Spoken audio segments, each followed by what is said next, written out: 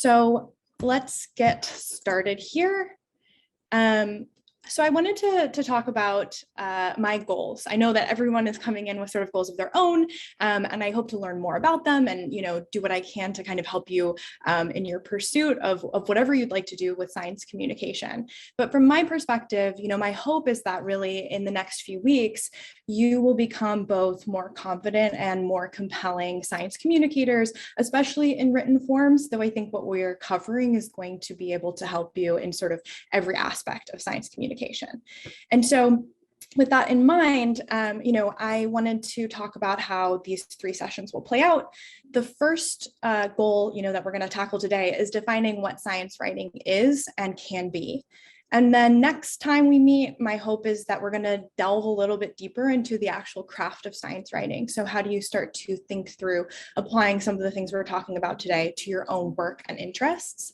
And then the final session will be sort of broken out specifically on the topic of the business of science writing. So how do you find editors to work with? How do you target outlets that you think would be a great place to see your work published, and sort of all of that nitty gritty. So I wanted to kind of let you know that the process I've set up here is that I have about maybe 40 minutes of sort of material that I'd really like to share with you. And I've structured it so that I have a few breaks throughout where I'd love to take your questions.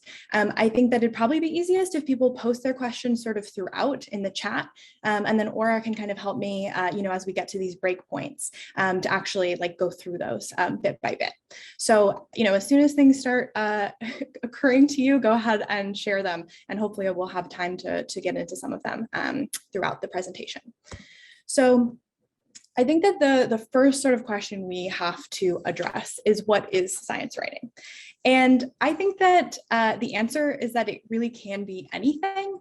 But I wanted to get a little bit deeper into what that means. So I think that the beauty of sort of science communication is that it can advance really any goal that you have as the creator. So if you want to do something that is inspiring and, really beautiful and just share a story that means a lot to you, that's an option. If you want to do a debunk, something really critical that says the way people are thinking and talking about this issue is totally wrong, that's also a form of science writing. And so is everything in between. It can be formally innovative. You can try to advance the craft of writing itself in the process, or it can be a casual blog where you're just sort of sharing information, that you would the same way when talking to a friend about a topic you're really passionate about. The thing that science writing is not is scientific writing. And I just wanted to sort of address this from the beginning, because I think that thinking critically about the differences between the writing that academics do and the writing that journalists, essayists, and others do can actually be really useful for sort of clarifying when, is the right time to put a piece of science writing out into the world. So science writing, like I'm saying, can really be anything that you dream up. But I think that there are some important considerations in terms of, unlike scientific writing, it doesn't necessarily require formal language. And in fact, jargon often gets in the way of really reaching your intended audience. So it's about kind of formulating in your mind, who do you want to be reading this, and writing to them in a way. It's also not just about communicating new scientific findings. So while scientific writing, in journals tends to be really focused on sharing some new development, that's just one aspect of what science writing can be. Science writing is often about sharing the results of studies to a broader audience. But you can also use science writing as a way of looking back and saying, okay, here's, something we missed in the past, or, a scientist, like an individual who was overlooked. And you can also use science writing to sort of project into the future. So to say, this is what we know today, but these are the questions we're still answering and the things that we want to know and learn as we go forward. You can even share sort of hypotheses about what might be coming. And all of that is sort of possible here in a way that strict sort of academic writing doesn't always allow for. I think the other thing that I wanted to say sort of upfront about the conceptualization of science writing versus scientific writing is that I think they both sort of have a complicated relationship to objectivity. And the reason that I bring this up is because I think that science writing, when it's done really well, is not necessarily about giving everyone, every perspective equal time, right? It's about sort of following the science, being on the side of the science, and using that to kind of construct a larger narrative, and really reach people in different ways depending on your goals, to spark change, to sort of ignite emotion where you think it's necessary. It's not just about sort of being an objective kind of judge of what is right and what is wrong at every interval. And then the last thing I would say is that science writing doesn't necessarily prioritize brevity the way that scientific writing often does. Of course, getting to your point is a virtue in every kind of writing. But I think that one of the sort of lovely potentials of science writing is that you can construct a narrative over many pages if you're writing, over many hours if you're creating a documentary series, right? Like the sort of form is boundless, and it's really just about what you want to do with your creativity. And so as we move forward, I really want to sort of make this about identifying your creative impulses and seeing where they take you, and just kind of, as much as I can, providing some sort of, like guardrails as you get started, like ways of thinking through like your creative potential. So the first sort of goal that I had here was to talk about some popular science writing formulas, as I'm calling them, which are ways to think about constructing your story, right? So if you have a story you want to tell, I think it's important to start thinking through, how do you actually do that? And I think that there are, once again, sort of like limitless options here. I picked a few very common kinds of types of science writing.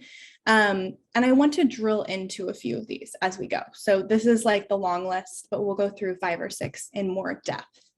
And the first one that I want to start on is talking about study stories. So study stories are part of the larger umbrella of news writing. And I imagine that a lot of you have sort of experience with this, either your own sort of scientific contributions or those of your colleagues and mentors, being picked up through the publication process by news outlets and sort of adapted for a mainstream audience. And that is what a study story is. It's journalists and other writers reading journals and saying, okay, I think that this is something with implications, or something really new and innovative that we need to tell other people about. And so all news writing tends to fall into what you're seeing here, which is called an inverted pyramid. I'm sure that you have heard this before in long ago, English classes, but it really is the sort of template for news writing as a whole and study stories in particular. And of course, with all stories today, you have the sort of headline, which is designed to sort of grab a reader's attention and pull them into your piece and want them to read more. There's a lot of sort of debate around headline construction and the way that they can often oversimplify complicated issues. But I think one thing to know about headlines is that the idea is often that you create what's called a curiosity gap, where you give readers just enough information to sort of have something concrete in their mind, but not so much information that they don't need to click. So you kind of create for them this little in-between space where you say, you'll learn more if you just follow me along. So once they're in the story and you are actually presenting, the sort of bulk of the inverted pyramid to them, there is a sort of formula for thinking through how that information is structured. So the lead is the start of the story. It's intended to kind of keep pulling the reader in. There's definitely a lot of opportunity, I think, there for sort of stylistic flair and, sort of kind of the unique storytelling tone setting that can come at the beginning of a story. But the goal in, very traditional news writing is also to communicate the main point right off the top. And the reason that this came about is actually like a fun bit of news lore, which is that when the original sort of telegram system for sharing news across the country came into being, and the wires, like the AP wire, were transmitting news, all over the country. They wanted it to be something that if a newspaper pulled it, thought it was newsworthy, and wanted to put it in their newspaper, they could cut it according to space. And if they just sort of lopped off the bottom of the story, nothing really important would be lost. So it was about really like cramming all of that most essential information into the very top, which is why the pyramid is inverted. So in this kind of traditional way, you're going to be establishing from the very beginning, like why this matters and what the main takeaway is. And the rest of the story will be really about elaborating on that. So you have what's called a nut graph, which is a really a kind of, I think there are a lot of different ways to think about this. And I think all science communicators have a sort of complicated relationship to the nut graph. But I think that the gist of it is that it's kind of your story in miniature. So once I've set up the most important things, I've kind of set the tone for the story with the lead, I'm offering to the reader a nut graph that's going to tell them a little bit about what to expect ahead, right? And give them kind of a sense of what else they're going to learn and anything else that they need to know up front in order to make that information palatable and useful to them. Then you get into really the copy of the story, which is where all of the work of sort of reporting and storytelling is really done. And then finally, you kind of conclude on what's called a kicker, which is just a way of ending your story. It can be fun, poignant. Often it kind of kicks to the future. So I've told you everything you need to know about this development to date, but obviously more is to come. And here's a little bit of a flicker of what that would be. So in each of these examples, I'm going to do kind of a case study. And so this is my example that I pulled of a study story. I think that you can pull these up if you want to look at them in more depth yourself as we talk. But I think that the sort of structure is laid out here. So when we talk, for example, about this piece, which is a fairly classic study story. It's a woman is cured of HIV using a novel treatment. It's from the New York Times a few days ago. And right there from the beginning, you see that sort of curiosity gap, right? I know that a woman was cured of HIV, and so I have something to go on, but I have to click if I want to know more about this novel treatment. So I've fallen into the curiosity gap. I click on the story, and what I find is, a pretty good version, if a little elongated, of the classic inverted pyramid, where it opens immediately with the newsiest, most compelling part of the story, which is that the third person ever to be cured of HIV has been announced by researchers. Then from there, it begins to drill down into the nut graph, which is where I learned this sort of detail about how it happened through a cord blood transplant, and more details about how the information came about. So in this case, the reporter was at a scientific conference presentation, which is where a lot of great study stories begin. And then as you read through the rest of the piece, you start to gain context in reverse. So instead of setting you up by giving you all this context about like how this has gone, like the status of HIV cures to date, I'm backloading that. I've brought you into the story with the news, and now I'm going to give you the context now that you've sort of gotten a little hooked on this latest update. Finally, as we start to sort of wind down the story, I think that you get this sort of circling back to the newsworthy event and explains some more of the specific detail at hand. So I've gotten this broader context, and now I'm going to get more of the detail about the individual case. And then it does end in this case on a kicker that sort of pushes us toward the future. So really sort of saying there's a lot more that we have to learn about this process. And this structure is very reliable. It's something that if you wanted to become a news writer, like you would be able to start putting stories together like this in a matter of a few hours. And that's really what it's designed to do, right? Is to be efficient for the writer and to be efficient for the reader. I think that this is such an important place to start because it forms sort of the basis of a lot of the other story styles that we're going to go through. So keep that inverted pyramid in mind as we move forward. But I think that, once you sort of know that this pattern is out there, you'll see it in everything you're reading. So from there, I wanted to pivot to sort of the, at least traditionally, kind of polar opposite of the study story or the news story. And that is the, newspaper opinion piece, or what has historically been called the op-ed. And whereas sort of the news story is kind of offering us this inverted pyramid tied to this very specific update that we want everyone to know, the opinion piece as a sort of model is trying to offer a unique perspective and actually push forward a thesis. So if the news story is, someone like ringing a bell saying like, everybody gather around for some of the basic details, an opinion piece is someone else like over in the corner being like, actually, I have a perspective about this that I think everyone would benefit from knowing, and sort of responds to the news in that way, or develops on the news peg in some meaningful sense. Often, the goal is to change the reader's mind, or, kind of offer them a shift in perspective. So for our case study, I really loved this piece from Scientific American. It's a very traditional sort of op-ed, literally down to the point that it's by the editors. So it was a collaborative effort. It's not even assigned to one individual. And it's about the coroner system in the US. And so it's called "Those Who Investigate Premature Death Should Have Medical Training." And it says right from the beginning, right, like what its thesis is going to be. And the way that they set up the story is somewhat similar to a news story, in that from the beginning, it's trying to give us what's called a news peg.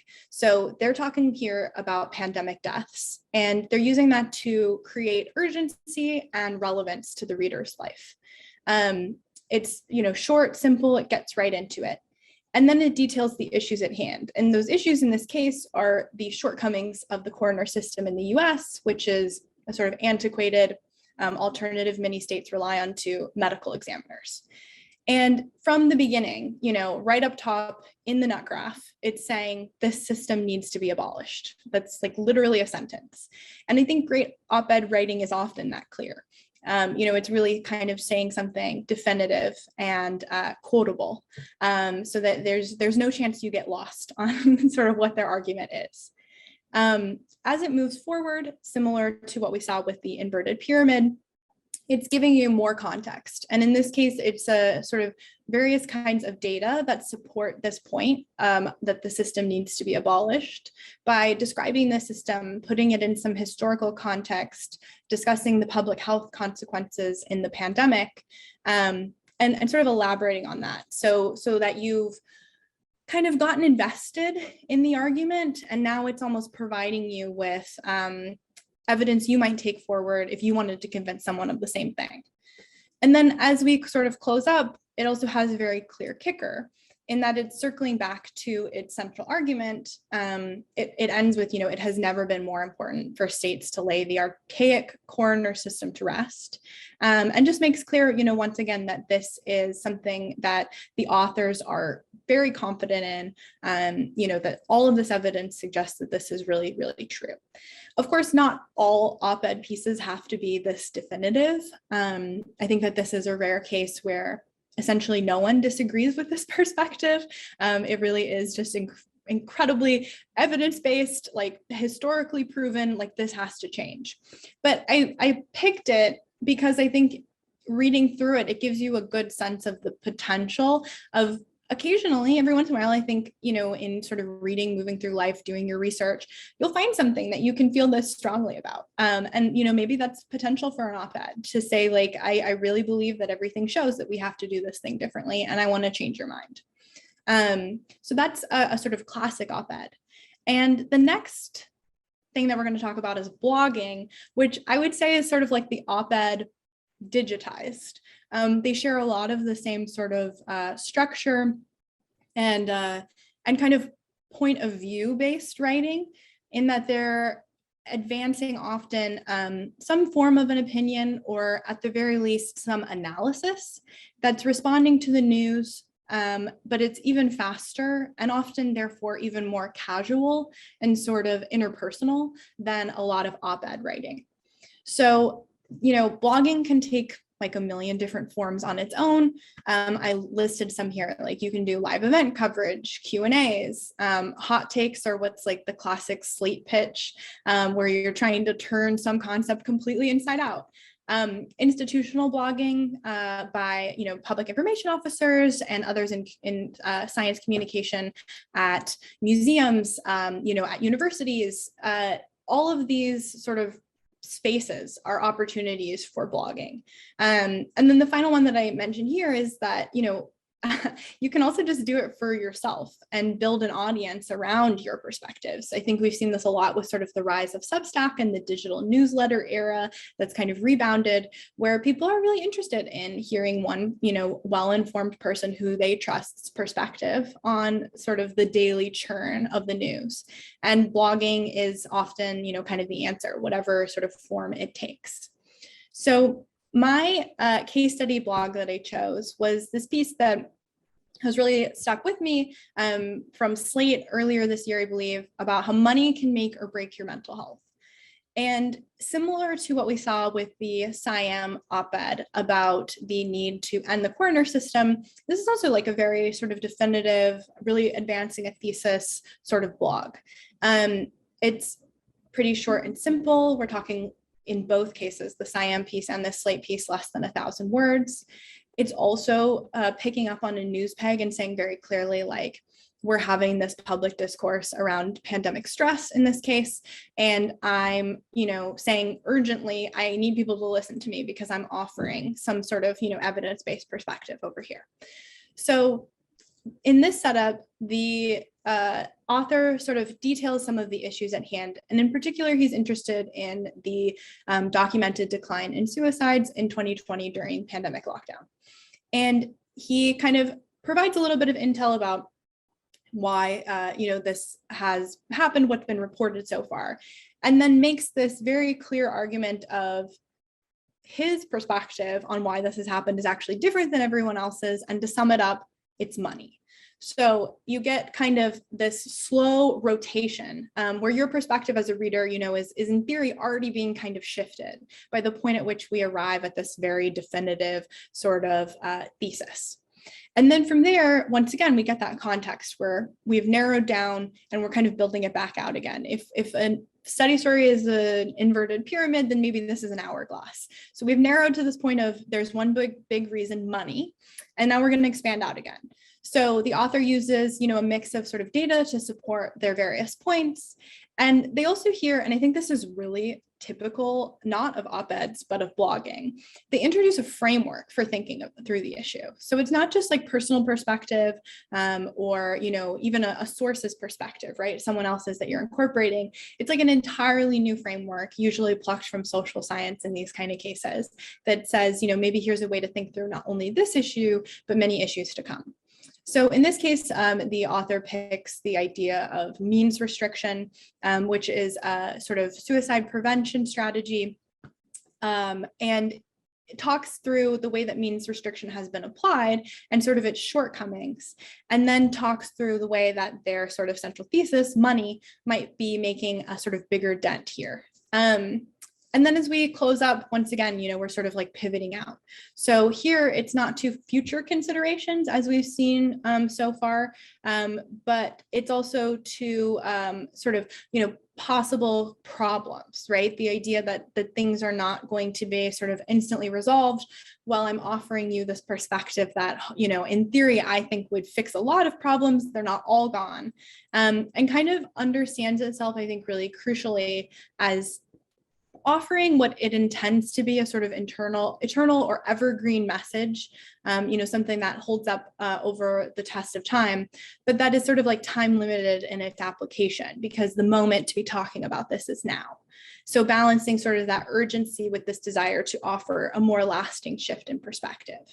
So, I would recommend like over the next few weeks, if you have the time to kind of go through some of these and also just sort of start to recognize these patterns in stories you come across organically. They form a huge part of newspaper and internet sort of news coverage, especially in the science topics. I have a few more of these case studies that I wanted to go through, but for now, I thought that it would be great to take a little bit of a break to address some questions. So I will stop my share and yeah. Did any anybody have questions at this stage? I don't see anything in the chat, but maybe if we, if you want to raise your hand, we can kind of go through them one by one.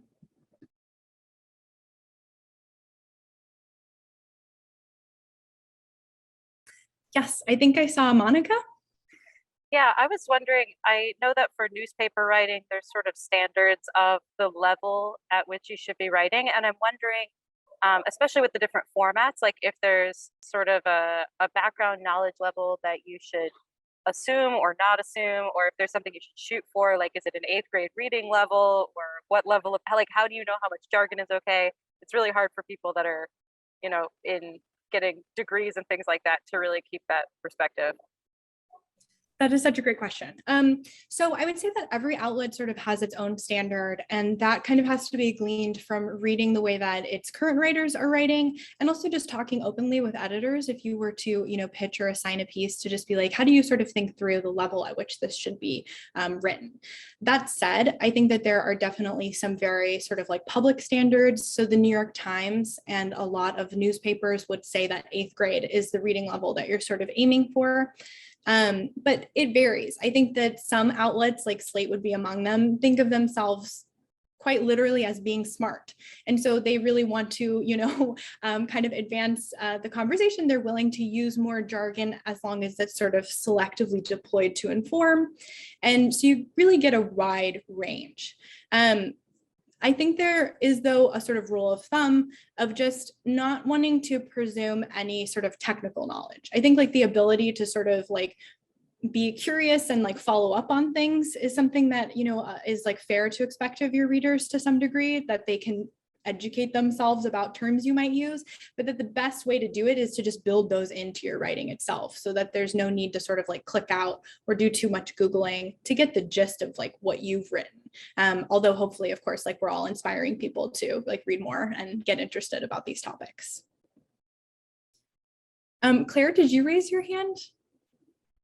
I was just brushing some hair out of my face, but okay. I appreciate the consideration. Thank you. No problem. Okay, and then I see a question from Michael. Mikhail, he says that there is a high humming in his lab, but to what level should personal writing style influence science writing? I think a blog gives more freedom, unlike a newspaper column or op-ed. I think that that is absolutely true. I think that personal style can infuse any of the types of writing that we're talking about today, but it's much more common in sort of blogs or longer form writing. Some places have a very strong institutional voice, and I think that that ranges really, from the New York Times to even sort of blogs that have like a lot of different contributing writers. And so no matter what you put forward as a writer, they're going to sort of change and mold that to be a part of this like larger institutional voice that almost speaks as one across stories. But because of the sort of internet, I think kind of breaking down some of these barriers between readers and writers and, science communicators, I think it really means that sort of personal writing and perspective has become a lot more valued, and that having some sort of, signature sort of approach or tone is increasingly accessible.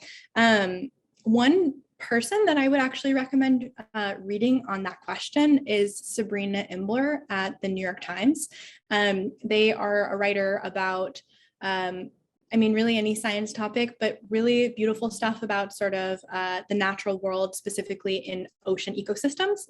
And every story Sabrina writes, it's written by them. And yet it is still a New York Times study story. So the most kind of foundational of all of these, methods we're talking about, and yet still so infused with their perspective and tone and originality. So it's definitely a spectrum.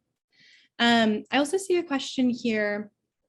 Okay, so this is about headlines from Mark. Where would you put the balance between a title that's engaging and interesting and one that's clickbait? That is, I think, the ultimate question that we are all grappling with every day. I think that clickbait has been definitely disrupted by algorithms. So like social media and Google started downrating clickbait, and that had like an instant sort of effect on how much clickbait was in the news ecosystem. And so that I think was a really great thing that happened a few years ago. I think on the whole, you see less of the like very wild, like mid 2000s, pure clickbait headlines in practice anymore, but it's still a very fine art. In some cases, you're limited to as little as 60 characters to convey the thrust, characters, not words, to convey the thrust of a story, right? So I think that we've seen sort of also the rise of social media teams that are really valued within newsrooms and other sort of news producing organizations as people who know how to strike that balance and are truly experts in that particular goal.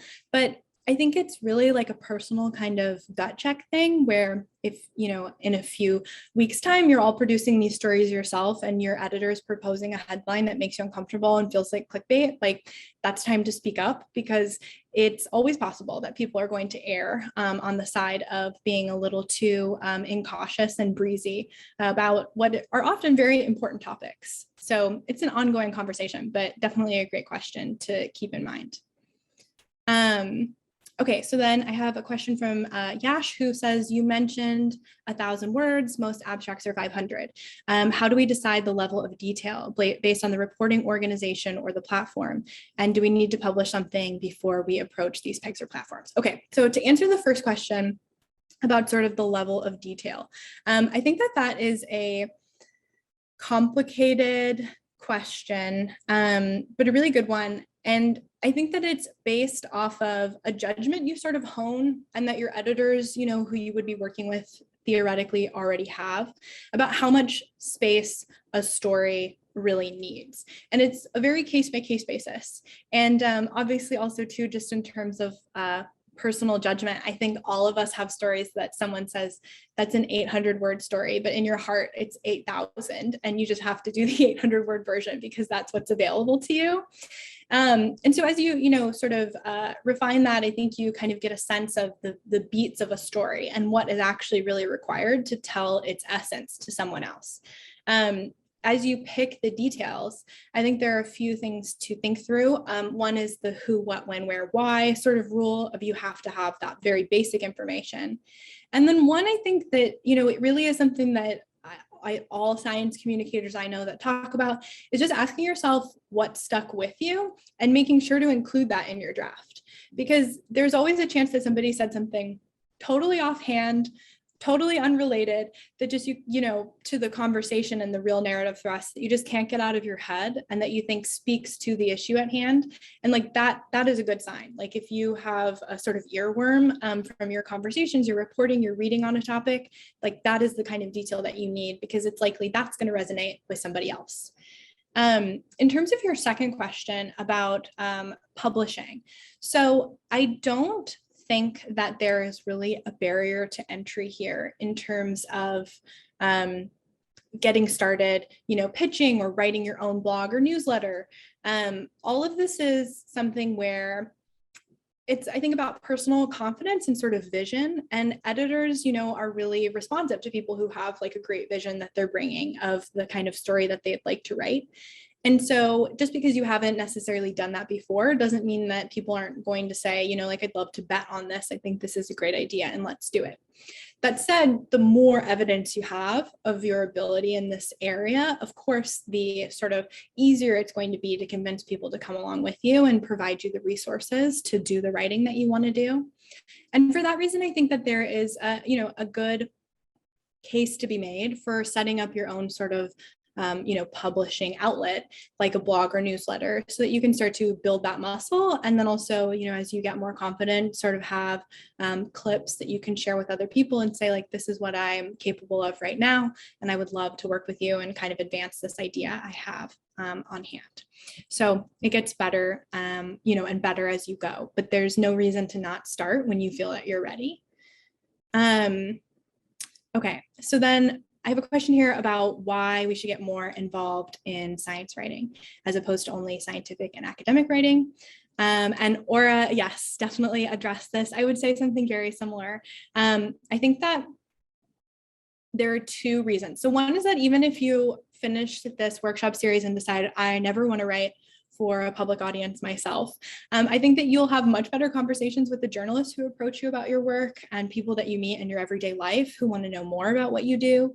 And those are going to be really important along the way. Like, science, I think, is really, it's important that it's translated, and I mean that in a myriad of ways, translated to the public, translated into, meaningful policy. And this is just one sort of example of that. But I think also too, like if you feel the bug and you want to be a science communicator yourself, in addition to doing your research, I think that we all need more experts who are writing in an accessible way about the topics of our time, many of which are so complicated, so nuanced, so charged. And a journalist can only cover that in one way, and we need coverage of every kind and variety in every way. So, by having your voice in this chorus of, science-based outreach and education and accessible information, I think that you're a part of a really important sort of 21st century project. And I'd really, love to help with that and work alongside you. So that's sort of my answer, but I feel very passionately about it.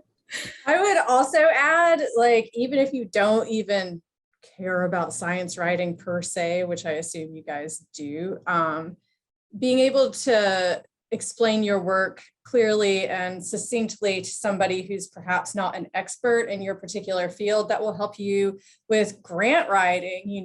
Like everybody needs to work on funding from time to time. And so that's another reason why this sort of thing, I think, would really benefit you. Definitely. That's a great point. So for the next question, I think this will be the last I'll be able to take in this round, but I will have another break. I wanted to ask, Yash, can you tell us a little bit about the question you asked in terms of experience with journalists? I just want to make sure that I understand the circumstance so I can answer it best. Thank you so much, Eleanor, for being here again. This has been really helpful. I was trying to understand because I worked with 2 journalists before. And in both those cases, the first one, I had something that they wanted to share with the community. In the second case, I reached out to someone saying, hey, I wanted to get this into an article form or something. And in both the cases, the journalists had full power on the narrative of the article and how it would be disseminated versus me saying, oh, this is what I want to write. They both interviewed me for an hour. And when I read the article after the hour-long interview, I saw that they took full liberties on how they shaped the article. Like I would have totally written it in a different way. So I was just wondering, how do you negotiate the opportunity cost? Because if you are adamant about the narrative, sometimes they're going to be like, oh, that's not what we will sell, or that's not what we will publish. Okay. Thank you for elaborating. So I think that that's another reason to be a science communicator yourself, because when you feel really strongly about a message, the best thing to do is to get it out there, in your own way. If you feel you have a perspective or a kind of, wrinkle to the story that only you can offer. That said, I think that the experience you had certainly sounds frustrating, but I think is very common, because at the end of the day, like, similar to all of the stories I hope that you all will be working on, the stories are sort of your own, right? Like you're taking in a way that you have to be very careful of, and you have to honor other people's work and translating it into something new and creating a new story out of that. So it sounds like maybe people were sort of indelicate or maybe a little careless in your experience, but I certainly hope that that's not always the case with journalism. And I think that that's sort of the risk that you run as being just one among many voices or sources in a piece. Whereas if you start to take sort of the ownership for writing and producing this information yourself, then you get to be the person who is the sort of creative engine and, really offering the narrative that you want to see in the world. And I think ideally as a scientist, the career that you have in terms of your sort of publicly focused work, that you do both, that you would supply sort of, expert perspectives for the work that journalists are trying to do in synthesizing, complex topics, and that you also wrote, op-eds, blogs, and other stories yourself that sort of advance the narrative too. And I see those as being, hopefully very complementary roles. So I will get back to my presentation for a little bit, and then we should have a little bit of time for some additional questions as they come up. So great. The next kind of story that I had wanted to talk through is the service story model. And a service story is, I think, one of the most common types of science journalism. You will see them all the time now in the wild, but basically they set up a problem that needs to be solved, and then they offer that solution. That means that they're very individual scaled because they're offering a sort of step-by-step process, but they can rely on all types of social context, scientific data, expert opinion, personal experience, and it sort of synthesizes, a way out of a quagmire.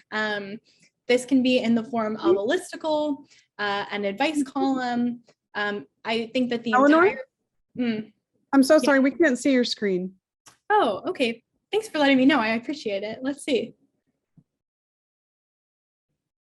Gosh, I'm sorry, Eleanor. I didn't realize that you meant to be on a slide No yet. problem. Is it visible now? I'm not sure why. It's just black. It says you've started screen sharing. Double click to enter full screen mode. That's all it says. I'm not sure why, because it says, yeah, I'm not getting any sort of indication that things aren't working on my end. Do you want to send me your slide deck and see if I can? Yeah, let me just. Is this visible? No. Okay. Yeah, I will. I can send you my slide deck. Okay. Yeah, 1 second.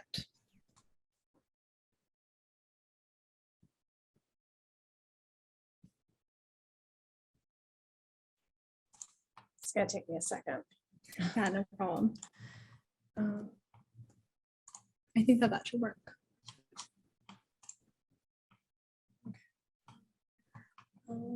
Which slide were you going to be on? Service story, 13.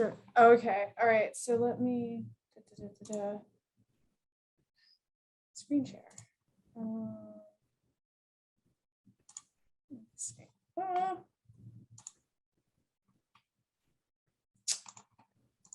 Okay. Great. Awesome. Thanks, Laura. Mhm. Okay, so yes, so as I was saying, a service story can take a lot of different forms. I list some at the bottom in that final bullet point, where there's sort of like the listicle, which is like 13 ways to do XYZ thing, or sort of one example that really comes to mind is all of the various like KN95, N95 mask reviews. Like that's a classic service story, right? Like letting people know what kind of mask they need and what benefit they'll get from the masks on offer.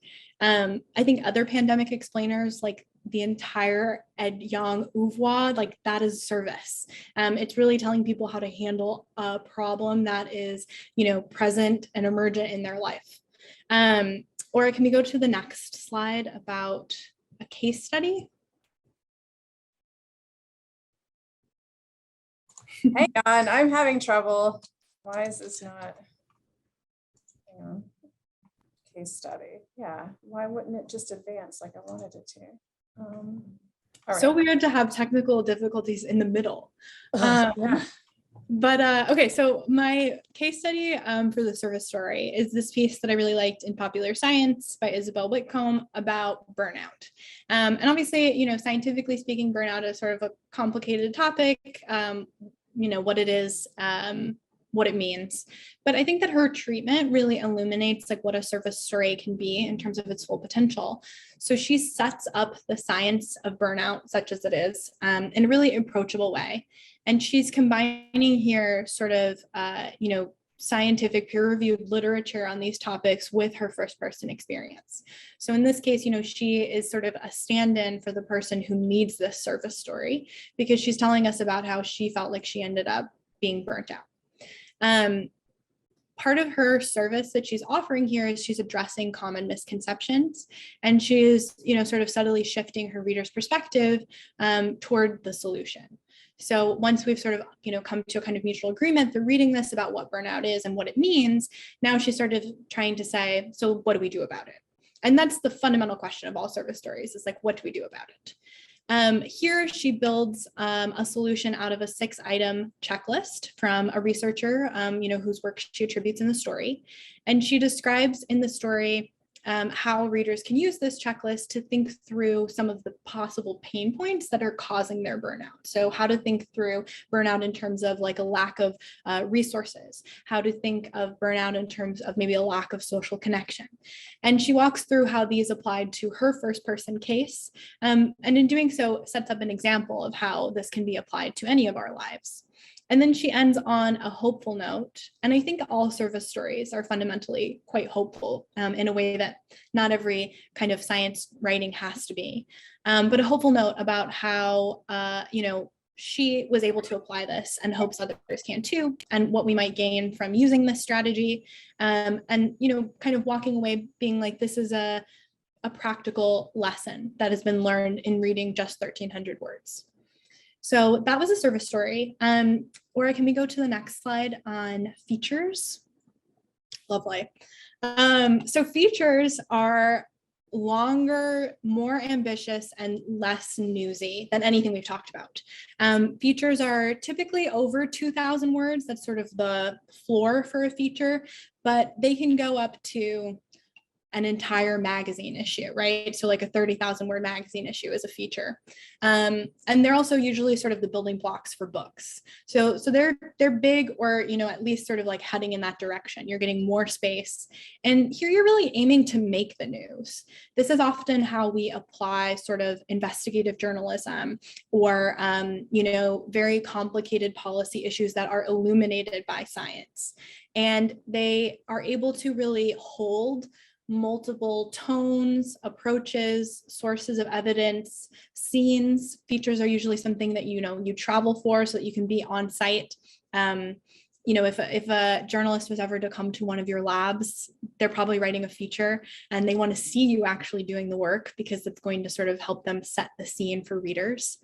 They're also often character driven in that, maybe one scientist is sort of the character who's, for better or worse, kind of like leading us through the piece. They're like our guide. But in being rooted in such specific context, it's also trying to connect the specific to the universal. So it's also about usually a bigger idea. And I think too, what's important here is that thinking about like a news story, for example, that's a fundamentally incremental form that like builds on itself over time. The feature aims to be definitive. It's trying to say everything up until that point that it is published on that topic, and really tries to be an encapsulation of the conversation. Okay, so if we go to the next slide, the case study that I selected was an Atlantic feature, 8,000 words, about the last children of Down syndrome by Sarah Zhang. And as you go through and read it, and this is something really to savor, like I think that it offers a lot of lessons for great science communication.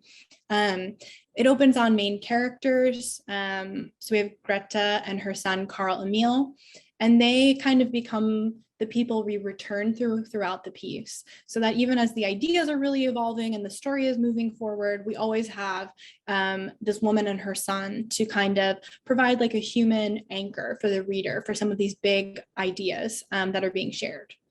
It clearly, in terms of its, the way it was put together, it involves a lot of time spent in person, with sort of the sources, and it's trying to connect, right, those intimate details of their lives to this larger problem, or potential problem, which is that in Denmark, essentially no children are being born with Down syndrome anymore due to prenatal testing.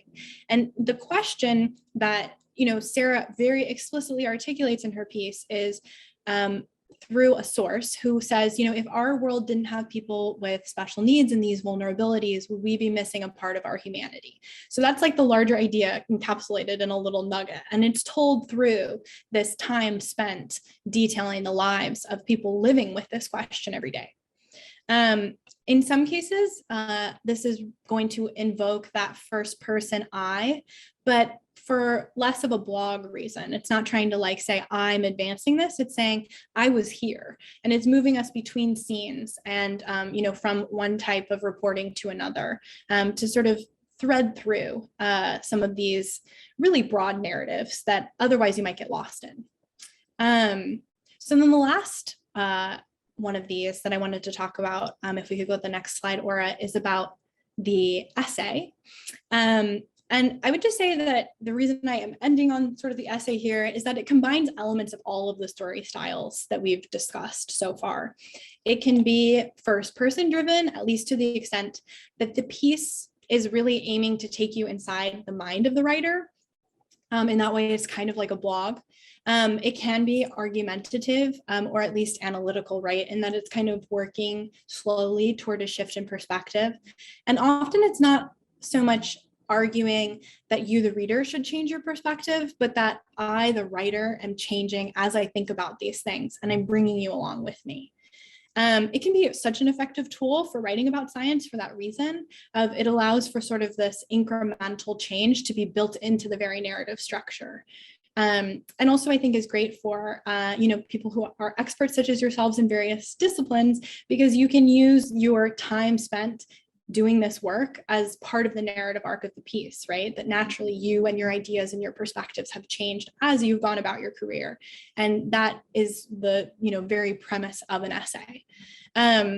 They can be of all lengths, but often tend to be sort of on the feature length side of, 2,000 words or more. And while they're so deeply rooted in the mind of the individual writing, they can also draw from multiple sources and perspectives. So, the scientific literature, lived experience, conversations with others, expert or not. So if we go to the case study, this example that I chose here is the bed rest hoax by Alexander Kleeman, which I can't recommend highly enough. I'd be very curious to hear, your perspective on it. But she is a novelist, and she just got really fixated on the idea that there is no evidence that bed rest is a healthy recommendation for pregnant people, and that there's actually plenty of evidence that it can be detrimental. And so she decided to check herself into a convent and try bed rest. She was not pregnant. She had no reason to do medical or otherwise to do this. She just wanted to know what it felt like. And so it opens on her first person experience of being on a inflicted bed rest and talking about how her body is changing and it's starting to feel unusable and foreign to her. And so from the beginning, you're just like sucked into like, who is this person? Why are they doing this? Like, what is this mind I'm connecting with as I read this piece? And then she starts to build the argument. There's tons of scientific evidence that she evaluates. She briefly sort of glosses all of this in a nut graph toward the top, where she kind of flicks to the idea that scientific evidence is coming, and that the argument is that despite being pervasive, bed rest is harmful. But as the story kind of unfolds, it just gets bigger and bigger, and sort of new material shapes her perspective. You see the history of bed rest as a concept. You delve into the culture of bed rest today. She spends a ton of time on online message boards for people who are expecting, reading about what it's like to be assigned to bed rest by a doctor and not just for a fun article. She then returns to the scientific evidence that she, promised above, and really goes into intricate detail through both an evaluation of the peer-reviewed literature and then expert commentary that she brings in.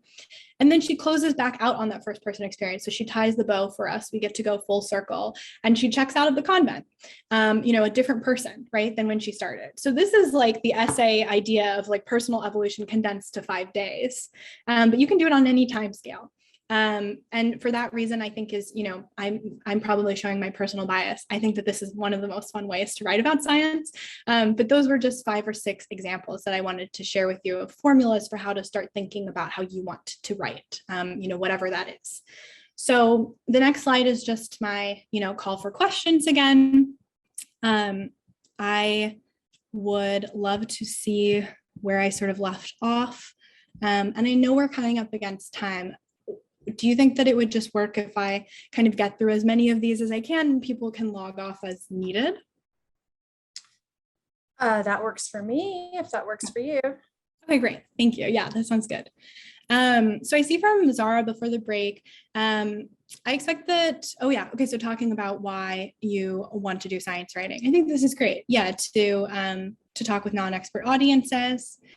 Okay, and then Claire. So from a technical communication perspective with a healthcare background in pharmacy, interested in evidence-based blogging about health. I think that that's so exciting. And I love the idea of bringing in sort of the personal to this. Obviously, that's not a requirement at all for science writing, but I think it's an unusual opportunity that science writing presents. Great. So were there any other questions that people had at this point? I'm, available to stay for the next few minutes to talk through.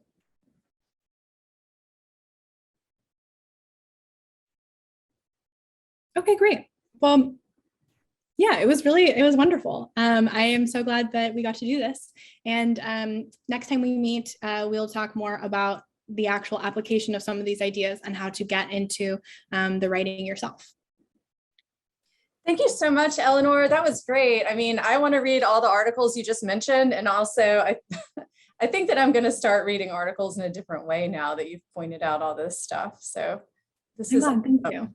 Thank you. Thanks everybody for coming. And I think our next one is in 3 weeks, because of spring break being in between, but we hope to see you again there. And yeah, enjoy the rest of your week. Thanks so much, everyone.